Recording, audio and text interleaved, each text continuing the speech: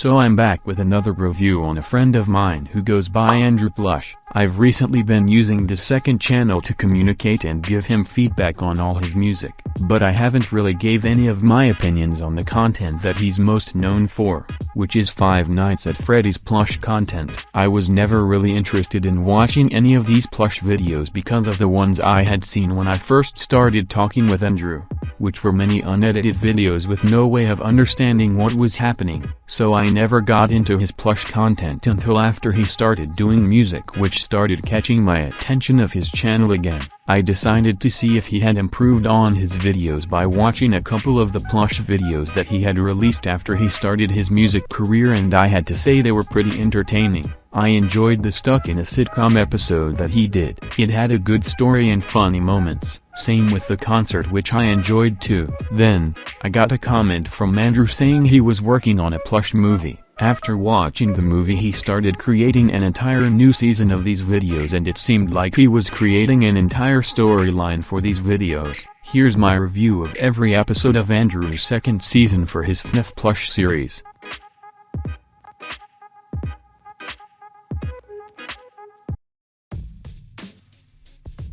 This video was really cool to see after all the trash videos that he used to come out with at the start of his channel. The beginning credits were cool and it felt kind of like a real movie. The story takes off right away and doesn't get too boring except when they are discussing where to go once they find the time machine and who's going. It's just a quiet scene that feels long. Once they arrive in the future, we receive a long shot of what looks to be a destroyed city. The music choice was a nice touch too, and it was a cool scene. I like the first appearance of the monster and them trying to hide from it, although I will say that the scene of them hiding doesn't really work in this case because we're just staring at whatever they are hiding behind, which is a little boring but still a cool scene. Everything from the newscast and the plan is pretty cool. The only thing is that the line delivery in this movie has been really hard to hear, and I think he should speak a lot louder or try and get a microphone setup going so we can hear him better. But the movie was still going good, and I liked the little montage of them trying to build a disguise to blend in with the monster. After they get past the monster, they find a new time machine since their old one got destroyed. They then find out that the monster first appeared 10 years before the year that they had traveled to. So they go back in their time machine to kill this monster right when it arrives so that they can put an end to it before it kill off everyone. I like the story of this movie, and it was cool to see how they decide to kill the monster. The scene of them planning was pretty boring, and it was kind of bugging me how he was stuttering the lines, which kind of threw me off, and because of how quiet he was. The scene was dragged on for a while, and it would have been better if there was more happening and Andrew was speaking a lot more clear. But once the plan was made, they finally got on to killing the monster, and we ended up seeing what I assumed to be the first death of the series. It had seemed like this character Toy Bonnie was a big part of the show, but obviously I had not really watched the previous videos, so I wasn't saddened by this death. I still think the scene was done well. After his death, it had a much more sad tone to the movie. I do want to ask why they didn't bring Toy Bonnie's body back with them to present day. I feel like leaving his dead body in the future isn't as good of an idea rather than burying his body back at home. Anyway, this movie was a decent watch. Only a few things I wish were done better, but overall it was entertaining. Bonnie the rapper takes place right after the movie with a funeral for Toy Bonnie. Everyone had showed up to pay respects, but Bonnie decided to perform a rap song in the middle of the funeral service, which caused a lot of conflict between the characters. They were obviously angry at Bonnie for what he did, but what I don't understand is why Freddy is trying to shut Bonnie's music career down after he already apologized. I'm sorry! I disrespected Toy Bonnie! This stuff sucks! Hey! 50,000? Jeez! Off that one little song? My gosh, this world is coming to an end. You will never learn! You take all this off right now! Man, you don't get to tell me what to do! It just makes Freddy seem like a real dick. Overall though, the episode was funny and a good tone change from the previous movie. This episode was pretty entertaining. Lots of good moments in this episode that I think were pretty good. Other than Freddy, who is supposed to be the main character, being an absolute controlling piece of shit. Oh, no, I don't want to go camping. Why not? I want to sit here. I want to stand here and play with my video game. It's better to be outside, okay? Now you're coming. You can't make it! You can't make me! This episode starts off with Springtrap telling a pizza worker that she should get ready for Freddy to start working here, and Springtrap telling the pizza shop owner, Mickey, to tell Freddy that his bills are past due so that he gets the idea of working at the pizza place so he can earn money. I didn't really understand why this was happening and why Springtrap wanted this to happen, but I figured I would find out later in the episode. It was an entertaining episode, but Freddy needs to be humbled. He's literally got bills to pay and clearly no money, and he decides to be a dick about it when he gets offered a job to work at a pizza place. What? Ew, I don't want to be a cashier at a pizza place. I'd rather work at Chick-fil-A. Dude, these are both food corporations. What is the difference between working at another crappy fast food place than working at a pizza place? It really shows that Freddy is a lazy cunt who only wants things to go his way, even if he's on the verge of losing his damn house. But overall, good episode. The episode ends off with Springtrap asking this Vanny person if she got to know Freddy. She tells him yes, and Springtrap replies with, "Get to know him and his friends more." I was still confused at what was happening during these scenes, but I went with it because I assumed this was setting up a storyline, which actually got me excited to keep watching. The episode opens up with a morning scene. This was a fun scene and I enjoyed it, but we still see Freddy being a bitch. Yeah, make the pizzas ready, okay? Okay. This guy is acting like he owns the place, like he's not a damn cashier. This boy needs to be humbled. It's actually insane. But it continues with Vanny getting to know everyone and showing that Bonnie instantly falls in love with her. Bonnie is one of my favorite characters so far because I like his character traits and I think he's a well-built-up character. We also see Springtrap leaving unexpectedly after doing the same on their camping trip, which causes everyone to be suspicious. It caused me to be suspicious as well because I'm starting to think that he's doing something to plot against the Fazbears, which would make the most sense for a storyline in my opinion. I was all for it. The scene of them planning goes on for too long, but I like the scene of them spying on Springtrap. If only Freddy wasn't such a dumbass and yelled, which exposed himself. If it was any other character, I would have found it funny and comedic, but since it's Freddy the Dick, I'm pissed at him and I hope he dies. But this episode was my favorite so far. It was funny and it started to set up some sort of story which I liked. Dream starts off with Foxy's nightmare about Springtrap hovering over Toy Bonnie's dead body and him freaking out over it. This episode had way more of a dark tone to it than all the other episodes he's done. It shows a shook-up Foxy who's having crazy PTSD over Toy Bonnie's death and this nightmare that he had about Springtrap. He ended up confronting Springtrap about this even though it was just a dream. I guess this is a way of showing that the dream felt too real throughout. The episode is just Foxy having PTSD and then eventually Pigpatch getting suspicious too after Springtrap leaves for a third time. Oh my god, bro. Oh, hell no, man. What the fuck, man? Get your ass on, boy. And then Foxy has another nightmare where it shows Springtrap in his dreams telling him that he's going to kill Pigpatch. Foxy wakes up frightened and urgently searches for Pigpatch in a panic.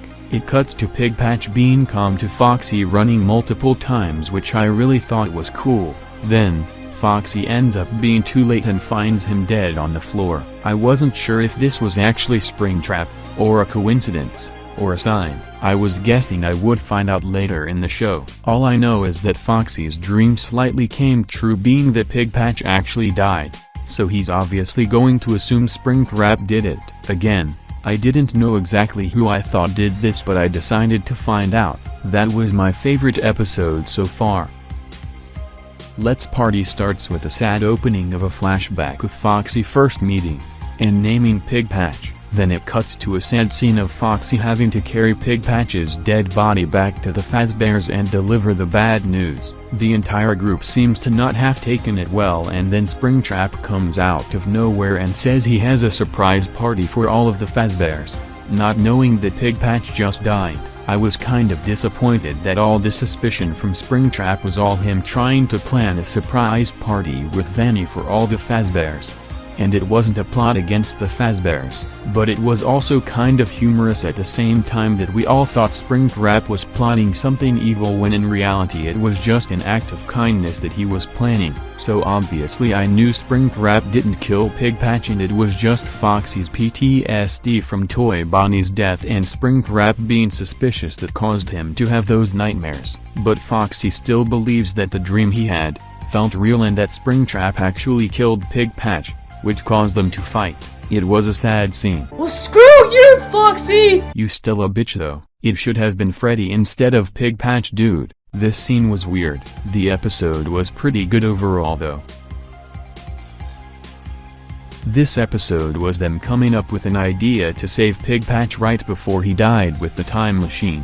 But the time machine ends up disappearing and Puppet starts to freak out and thinks someone is using the time machine. Now I'm thinking it's Springtrap again since he wasn't in the episode at all, and that the surprise party was a cover-up for something bigger. I wasn't for sure though. I like the bits with Vanny and Bonnie and how Bonnie gets jealous of Freddy. Seriously, Vanny could do way better. Bonnie would be a way better boyfriend than Freddy. Freddy is the type of dude to beat his girlfriend if she doesn't do something that he says. Long story short, they end up finding the time machine back in its place all of a sudden, so someone was obviously using the time machine. So Puppet checks the time logs and sees where this person has been going, and it shows that they went to the same year that the monster was born. So he investigates and sees two monsters in the future, which is after they already killed the original monster. So now I'm thinking Springtrap is the one that's behind these monsters. And the story is progressing to something big. Good build-up episode. This episode introduces a new character, Donald, who seems like a cool guy, I think. Anyways, Puppet holds a meeting with everyone and the story is building up. I'm just here excited for what the big reveal is going to be. Best meeting scene in this season so far. The other meeting scenes were boring but this one was a lot better. The scenes with Donald were funny and this episode was an entertaining one so far. Alright, Vanny, you're just gonna cook some pizzas and roll dough, okay? I'm just waiting for the moment that Freddy gets humbled in this series. Then they have another party held by Springtrap and then he leaves again. I already know something is about to go down. All of them are in one room from a party held by Springtrap, and he's over here leaving them again. And then the tone changes, the music drowns out and we're all focused on Springtrap. Springtrap looks menacing and I had no idea what he was about to do. But Foxy knew all along that something bad was going on with Springtrap, and he could almost predict what happened next. And then he pulled what seemed to be a lever and then they all fell into an underground basement of some sort. And then Springtrap is revealed above them with none other than Toy Bonnie. I had to wait a long time for the next episode and I was pretty excited to see what happens next and how Toy Bonnie is back. This was a really cool moment. Best episode of the show so far and the build-up is still really cool. I was so confused on what was going on and why this episode had nothing to do with the previous one. Still an entertaining episode, but what the hell. And then it ends with it being revealed that it was just a story that Toy Chica was telling while they were stuck in this underground place, which is where they last were in the previous episode. This was pretty random to be the next episode, but it was still entertaining.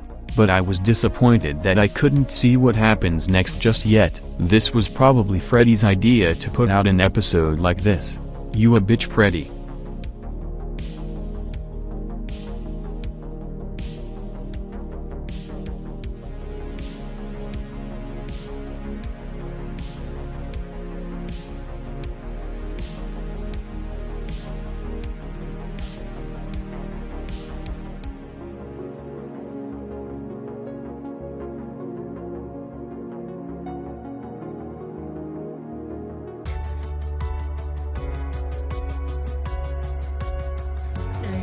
I can't do this.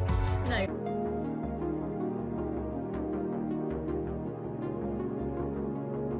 And now he's going to end the world. So, we're going to take Springtrap down once and for all. We're going to take down Springtrap for us and the world. Let's kill this bunny. Yeah!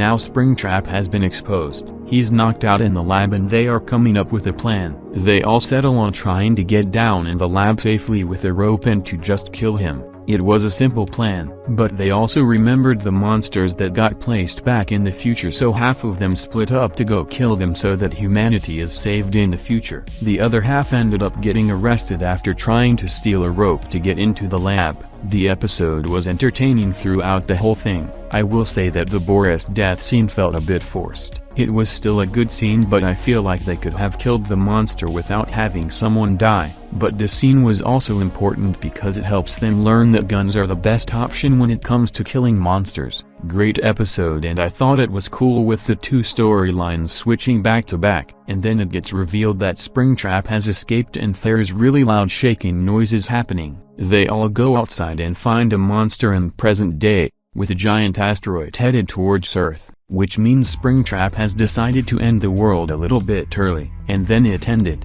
Wow, what a season. It was entertaining throughout and the story build-up was pretty great. It's all building up to this movie that they have coming soon, which I am really looking forward to. I can't wait to see what happens. Good job, Andrew, on this series. Don't take all my critiques too seriously, as they are just to try and help your videos become better.